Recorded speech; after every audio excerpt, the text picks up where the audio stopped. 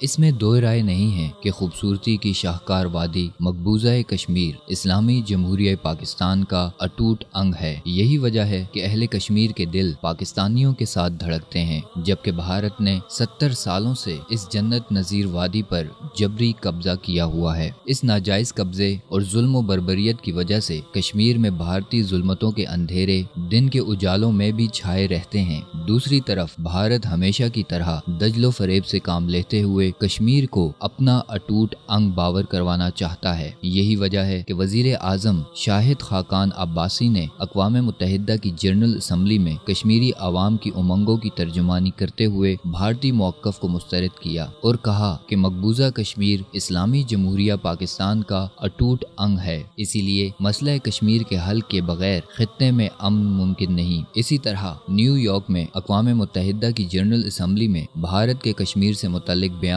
پر رد عمل دیتے ہوئے امریکہ میں پاکستانی مندوب کا کہنا تھا کہ بھارت کا سرحد پار دہشت گردی کا الزام بے بنیاد ہے، جسے ہم مسترد کرتے ہیں، اور مسئلہ کشمیر کے حل میں بھارتی ضد اور ہٹ دھرمی قابل افسوس ہے۔ وزیر اعظم پاکستان نے مقبوضہ کشمیر میں بھارتی مظالم پر کشمیریوں کے جذبات اور تاثرات پر مبنی اظہار خیال کیا، جبکہ مسئلہ کشمیر کا حل نہ ہونا جنوبی ایشیا میں تمام مسائل کی جڑ ہے۔ یاد رہے کہ بھارت مقبوضہ کشمیر کے مسئلے کو حل کرنے میں بالکل بھی سنجیدہ نہیں ہے۔ یہی وجہ ہے کہ بھارتی فورسز کی حالیہ تازہ کارروائیوں میں 10 بے گناہ شہری شہید ہوئے ہیں، جبکہ بھارتی حاضر سروس افسر کلبھوشن یادو کی پاکستان میں رنگے ہاتھوں گرفتاری نے بھارتی مداخلت کو مزید آشکار کر دیا ہے۔ یاد رہے کہ کلبھوشن پاکستان میں دہشت گردی کا نیٹ ورک چلا رہا تھا اور متعدد کارروائیوں میں ملوث رہا۔ ایسی کارروائیوں سے بھارت کے مکروہ عزائم کھل کر سامنے آتے ہیں، جبکہ بھارتی فوج کی جانب سے مستقل سیز فائر کی خلاف ورزیاں جاری ہیں، اور رواں ہفتے میں بھارتی فوج نے ورکنگ باؤنڈری پر چارواہ اور ہرپال سیکٹر میں شہری آبادی کو نشانہ بنایا، جس کے نتیجے میں بھارتی اشتعال انگیز فائرنگ سے 4 خواتین سمیت 3 شہری شہید،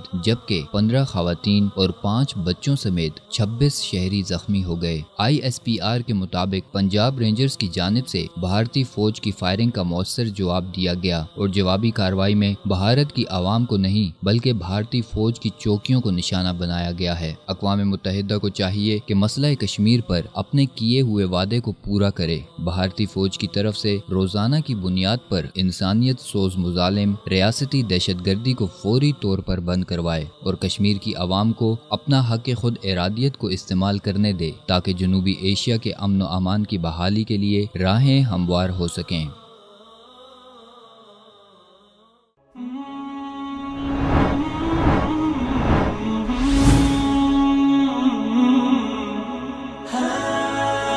دنیائے اردو کا درخشاں ستارہ وصال اردو۔